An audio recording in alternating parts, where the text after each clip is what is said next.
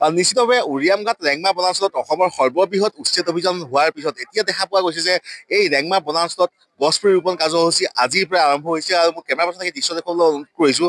ৰেংমা বনাঞ্চলৰ সোণাৰী বিল টোপৰ পৰাই আজি এই গছপুলি ৰোপণ কাৰ্যসূচী ইতিমধ্যে আৰম্ভ কৰা হৈছে আৰু আজি প্ৰায় ৬০ হেক্টৰ ভূমিত এই ধৰণে গছপুলি ৰোপণ কৰা হৈছে আৰু যিহেতু এই জেগাডোখৰ নাম হৈছে উৰিয়ামঘাট আৰু উৰিয়ামঘাটটো এই উৰিয়াম গছৰ পৰাই আহিছিল বুলি কোৱা হয় আৰু সেইকাৰণে আজি যিসমূহ গছ পুলি ৰোৱা হৈছে সেইখিনি হৈছে উৰিয়াম পুলি। আজি উৰিয়াম পুলি ৰোৱা হৈছে আৰু বিশেষকৈ উচ্ছেদ অভিযান চলোৱাৰ পিছত প্ৰায় ১১,০০০ বিঘা মাটিত উচ্ছেদ অভিযান চলোৱাৰ পিছত এই যিখিনি মাটি আছে মাটিখিনি এতিয়া বনানীকৰণৰ ব্যৱস্থা কৰিছে অসম চৰকাৰে আৰু আজিৰ পৰা যিহেতু এই বনানীকৰণ কাৰ্য আৰম্ভ হৈছে কি ক'বা প্ৰথমতে উচ্ছেদ আৰু তাৰ লগে লগে আজিৰ পৰা আকৌ বনানীকৰণ আৰম্ভ হৈছে কি ক'বা এই মুহূৰ্তত? হয়, আচলতে সদৌ অসম ছাত্ৰ সন্থাই আমি কৈ আছিলোঁ যে যিসমূহ চৰকাৰী ভূমি বা অবৈধ বনাঞ্চল তেখেতলোকে দখল কৰি আছিলে অবৈধ বেদখলকাৰীয়ে তেখেতলোকক উৎখাত কৰাৰ পাছত আচলতে আমি দাবী জনাই আহিছোঁ যে সেই অঞ্চলসমূহত পুনৰ বনানীকৰণ কৰিব লাগে আৰু আমাৰ বিভিন্ন দল সংগঠন তথা স্থানীয় ব্যক্তিসকলৰ দাবীৰ ফলশ্ৰুতি আচলতে বন বিভাগৰ লগতে মাননীয় মুখ্যমন্ত্ৰীগৰাকীৰ হস্তক্ষেপত আজি আচলতে সোণাৰী বিল টোপত ৬০ হেক্টৰ ভূমিত প্ৰথম পৰ্যায়ত গছপুলি ৰোপণ কাৰ্যসূচী আৰম্ভ কৰিছে আৰু আমিও তাত সহযোগিতা প্ৰদান কৰিছোঁ।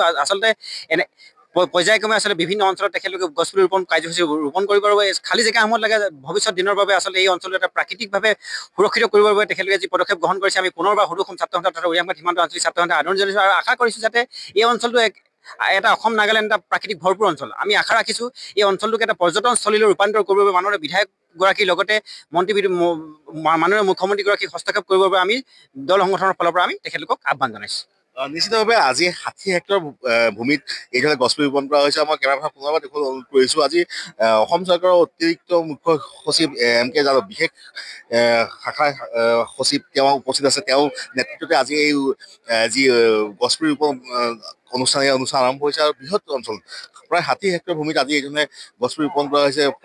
বন বিভাগৰ লোক উপস্থিত আছে, অসম চৰকাৰৰ শীৰ্ষ বিষয়াসকল উপস্থিত আছে, আৰক্ষী বিষয়াসকল উপস্থিত আছে আৰু এই ধৰণে আজি প্ৰায় এই ৰেংমা বনাঞ্চলত এই গছপুলি ৰোপণ কাৰ্যসূচী আৰম্ভ কৰিছে আৰু যথেষ্ট সংখ্যক লোক আছে। দাদা আজিৰ পৰা যিহেতু ইয়াত আৰম্ভ কৰা হৈছে গছপুলি ৰোপণ কি ক'ব, কেনেকুৱা লাগিছে? ভাল লাগিছে। আচলতে ইয়াত আগতে বেদখলকাৰীয়ে ঘৰ বনাই তামোল বাগান পাতি পেলাই ইয়াতে বসবাস কৰি আছিলে। আমাৰ মাননীয় হিমন্ত মামাই ইয়াতে ভেকচন কৰাই পুনৰ সামাজিক বনানীকৰণৰ কাৰণে এই ঠাইবিলাক মুকলি কৰিছিলে আৰু আজিৰ দিনতে এই গছপুলি ৰোপণ কৰি আচলতে শুভ আৰম্ভ কৰিছে। তাৰ কাৰণে আমি সকলোকে তথা বিশেষকৈ মামাক ধন্যবাদ জনাইছোঁ। নিশ্চিতভাৱে মামাক ধন্যবাদ জনাইছে আৰু ছেপ্টেম্বৰ 23 ছেপ্টেম্বৰলৈকে এই বনানীকৰণ কাৰ্যসূচী চলি থাকিব আৰু মই পুনৰবাৰ কেমেৰা পাৰ্চনক দেখুৱাবলৈ অনুৰোধ কৰিছোঁ। যথেষ্ট সংখ্যক লোক আহি ইয়াত উপস্থিত হৈছে। এই ফৰেষ্ট ডিপাৰ্টমেণ্টৰ যথেষ্ট লোক আহি উপস্থিত হৈছে। মই ৰোহিণী দা ওচৰলৈ যাব বিচাৰোঁ। ৰোহিণী দা অকণমান আগবাঢ়ি আহকচোন। যিহেতু আজিৰ পৰা এই অঞ্চলত গছপুলি ৰোপণ কাৰ্যসূচী আৰম্ভ হৈছে, উচ্ছেদৰ পিছত আজি গছপুলি সমগ্ৰ প্ৰক্ৰিয়াটো আপুনি জড়িত হৈ আছে, পোনপটীয়াকৈ জড়িত হৈ আছে, কি ক'ব এই মুহূৰ্তত? এই মুহূৰ্তত এটাই ক'ম যে অত্যন্ত ভাল লাগিছে। প্ৰকৃতিৰ মানুহ আমি, প্ৰকৃতিৰ লগত থকাটো, প্ৰকৃতিৰ লগত নিবিড় সম্পৰ্ক সদায় আছে, থাকিব আৰু এনেকুৱা এটা এৰিয়াত এটা অঞ্চলত য'ত উৰিয়ামৰ নামেৰে উৰিয়াম ঘাট হৈছিলে, গতিকে এই উৰিয়ামখিনি যদি সুন্দৰভাৱে বাচি আকৌ উৰিয়াম ঘাট পূৰ্বৰ উৰিয়াম ঘাটলৈ মানে যাওক তাকেই কামনা কৰিছোঁ। এয়াই আৰু কিমান গছপুলি ৰোপণ কৰা হ'ব এতিয়া? ইয়াতো আজি আমাৰ পঢ়া শুনা মতে ৬০ হেক্টৰ ইয়াত হ'ব আৰু পৰ্যায়ক্ৰমে ৫০০ হেক্টৰ ১,০০০ হেক্টৰ এনেকৈ গোটেইখিনি যিখিনি পৰ্যায়ক্ৰমে হ'ব।